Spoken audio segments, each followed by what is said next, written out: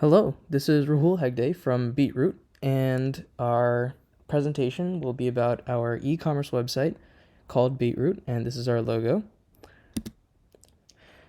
A little bit about BeetRoot. BeetRoot is a full-stack music-themed e-commerce web application that can handle users, artists, admins, and throughout the process of song creation, marketing, audience interaction, and multi-format music purchase, we provide a smooth user experience for both the client side and the backend. Currently, we have only completed the backend and we still have a lot more to do in terms of the front end. However, the functionality is secure and it is protected. It cannot be tampered with by the end users through the API. We've also set up a continuous integration, continuous deployment pipeline using Netlify, as well as GitHub Actions in pairing with Docker, Linode, and shell scripting. Those were things that I set up myself, and I created using my previous projects knowledge, as well as my knowledge of Docker and Linux for optimizing the workflow of our project. The teams in our project include the following. We have the design team, which consists of me and Victoria Chen. The front-end development team, which is me, Sharad Prasad, and Kerry Li. The back-end developers are Ryan King, Daniel Chen, Daniel Li, and Bryan Plaza. And the database developers are Akhil Reddy, Andrew Chacko, David Nageb, and Daniel Gameiro. Now let me show you a little bit about our application. This is an example of our Linode deployment of our front end. It can be viewed live at https://beetroot.netlify.app. If you click this link, you can see our current front end. This is completely responsive. Please ignore this. This was just put in for some testing purposes. If you take a look, it is completely responsive for all screen sizes, so it scales for multiple screens. And we have it set up so that we have a mobile navigation when we get to smaller screens. Our login and sign up UI is the following. Whenever we push to our GitHub repository on main, I've configured Netlify to automatically pull our GitHub database, clone our repository, and run through. This is an example of one of the previous deployments. So here you can see it gets the build image, checks and parses the GitHub repository, processes the HTML and the front end, as well as publishes the site live on our domain. Similarly, using GitHub workflows, I've written a YAML script that will automatically detect when we push to our main branch or merge into our main branch. It will then trigger a job that will use our Docker file to push all of our code built into a Ubuntu container up to the Docker Hub registry, and then run an SSH action to SSH into our Linode server, and run a shell script that I wrote in order to automatically pull from the Docker Hub and run the latest version of our application, the latest version of our server application on our Linode server, which you can see is hosted right over here. I've SSH'd into our Linode server right here to show you the bash script. This is the bash script that we're running in order to automatically pull. This gets run via SSH through the GitHub Actions, and this simply pulls our application from the Docker Hub and runs it, mapping port 8080 to port 80, which is the default server port to the default HTTP port, so that whenever you hit the server endpoint, it will give you the latest version of our server. Furthermore, you can see our bash RC has been updated with environment variables, but I won't show you that because it contains user secrets for our application. So that brings us up to the application itself. This is an example of the Docker file. This is a very bare bones Docker file for just very quickly establishing the workflow, and this is where the YAML file lives for GitHub Actions. I will now run the application to demonstrate basic authentication to authorization that I have written up It contains a lot of code, and it is very secure because it will hash pretty much everything, and it will store the information in a very secure manner. So let's start up the server. As you can see, it automatically connects to MongoDB, configures the port, and runs locally for now in our test environment. It connects to MongoDB, and when it doesn't find certain things in the database, it will auto-populate with some default values for the sake of the application. Over here, we can see our MongoDB compass, which will allow us to look into our application. You can see all of these auto-generated collections, such as roles, with the various roles that our users can be assigned to, some default accounts for testing purposes, a song that has been inserted into the repository, as well as several other collections. This was done through our server, and we have controllers as well as command and query responsibility separation. As you can see over here, our seed data is established these JSON files over here, as well as our file server just being used as our server's file system. Our index.js sets up our express endpoints. We load our environment variables, and then we import our dependencies, as well as the schema models that are used to interact with Mongo database, as well as seeding our database data from the very beginning, and then also posting and setting up our various HTTP endpoints. There's definitely more that will be updated here for now, but this is how it stands.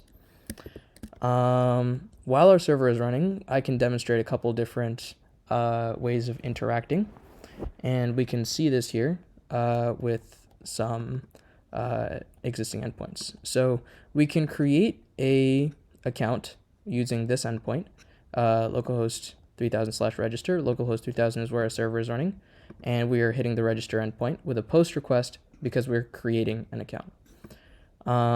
When we send this request, we will see that the user is registered successfully. We get a status 200 OK, and it is a very small file. And over here, we can see the response over here in the users, where the new database object was created. Notice that our password is hashed using bcrypt, so that the user is completely secure. Then we can go ahead and log in using the same password.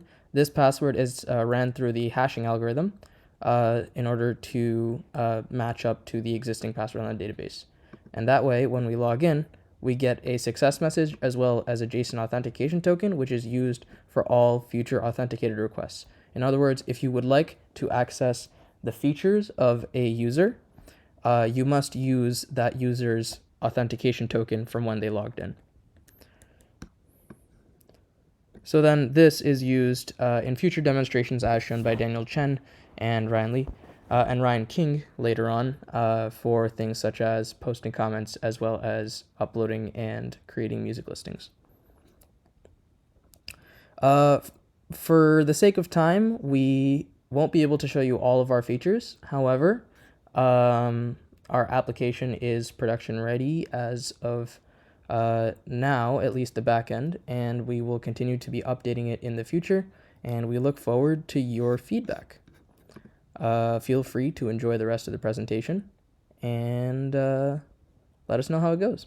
Today I'm going to be talking about this browse songs use case. On the right side, we have the diagram of how the browse songs works.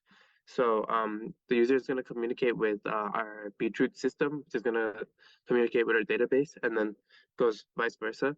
So the main thing that the user is going to be able to do for browse songs is they're going to go through the list of songs, and while they scroll through the list, they're going to be able to see the songs that they've starred and highlighted as they scroll through. On the system side, this feature looks like songs displayed as the user scrolls, and as soon as the song is picked, the album cover and also the song name need to be displayed. So it shows that the user is listening to the song. The next thing that the user can do is click on the song name while they're scrolling, and if as soon as they do this, the song that they clicked on should just start playing. On the system side, what we have to account for is that like if a song is currently playing, the one that's tapped on currently is going to override that, and then also if there's a queue, that should be saved, even though the override goes through. Uh, we use a post method on this, and the input is just the song that you tap on, and it returns the song and the string JSON authentication token. My name is Chacko, as I stated before. I'm from the database team. Some of the other contributors were Bryan Plaza from the backend and Kerry Li from the front end. And so I'll be explaining right now the REST API specification. So the resource URI for song listing is /catalog, and the HTTP method is post because we're creating something. And the inputs are an object with a string JSON authentication token, some strings for song title and details, and an object for song. And what this returns is an object with a Boolean success, string message, and string message in case of an error. And listed below, I have an example of some test data for a listed song. So a listing song would have a listing ID, it would have a creator, a song, and it would have an array of formats and an integer breadth. For the next use case, we're going to be talking about posting a comment. I'm Daniel Gameiro. For this use case, we want users to be able to post a comment under a song listing, reply to other users' comments, as well as view other comments and vote on them. For the API specification, we're using a post method. The inputs would be an object with a JSON authentication token, as well as an object with the contents of the comment to be posted. For the output, it would be an object with a Boolean determining if it was successful or not, as well as a string message to bring back an error in case that happens. Then for a sample data, we have here a comment object, which has a comment ID, the user that posted it, an array with IDs for replies, the message itself of the comment, a Boolean stating if it was flagged by a moderator or not, the number of replies, and the number of votes. Hi, my name is David. So basically, a brief summary about what the login does is basically an admin users will create their own, their current credentials in the login page, and this will go into the database for verification and see if they're the same. Then, if they're the same, it will access. They'll get the access, so the user can scroll and browse the songs. However, if the credentials do not match, then a redo verification will be requested. And after too many unsuccessful attempts, the user will get locked out of the system. So as you can see in the diagram over here, the user will select the login page, and then also they will select the login credentials and username and password, and the system will check if the account exists and if it's validated. And if it's validated, then it will go to the database, and you'll be able to access the BeetRoot dashboard. And if it's invalid, then it will ask you to re-enter the. It will send you a message telling you it's invalid username or password, and then it will ask you to re-enter again. We also have another way. The other part of the login is creating the login itself for the user. And after you create the login credentials, it will ask you to repeat the password too.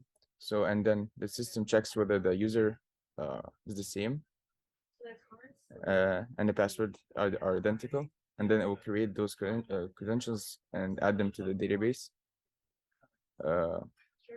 where the users are created. This is a demo for the post-comment backend user case. Currently, we have our backend server running, and we're using Postman to help send our request. If you see here, we are using a post request, and in the body of our request, we have a user authentication token, which helps us to authenticate the user and make sure that they can post on our platform. We also have a comment which we want to post. In this case, it's "This is the demo, cool song that you created." Now let's send the request. What you see is that we get a message in return that says comment posted because we have successfully posted our comment and it's in our comments database. You also see the status 200 OK, which means that the request was sent successfully and processed. Now, going to the database, let's refresh it, and you'll see that our comments database now has a new comment. The message matches the comment we wanted, which is "This is the demo, cool song that you created." Along with that, our backend also helps to fill in the attribute posted by, which is a reference to data in the users table that just contains who posted the comment. We also have the listed song attribute, which is references data from the listed songs table, which contains all the songs on our platform. Finally, MongoDB by itself helps to create the ID of the comment itself. Hello, I'm Ryan King, and this is our client-server-side MongoDB implementation. So I'm going to be showcasing a temporary client that we're going to be using to show off our upload and playback capabilities. So for now, I'm going to have to start my server, so node.server.js, and this server is running using MongoDB. So any second now, it's going to do its thing. While we're waiting for that, I can showcase this client that we have for now. And we have a top portion and a bottom portion. The top portion is going to be upload a song. You choose a file, you give it a name, and you submit the song. And every song is also given a unique identifier that can be used to play back the song. So over here, you're going to paste the track ID, and then you're going to update the stream, and then you can play back your stream using the play sound button. But for now, we're going to be using Postman in order to demonstrate this. So let's create a post request we can see that our app is listening on port 3005. So we are currently on port 3005, and let's send in a song. So we need to give it a name and a track. I'm going to choose. All right, here's a cool song. I'm going to give it a name. She Grows Old.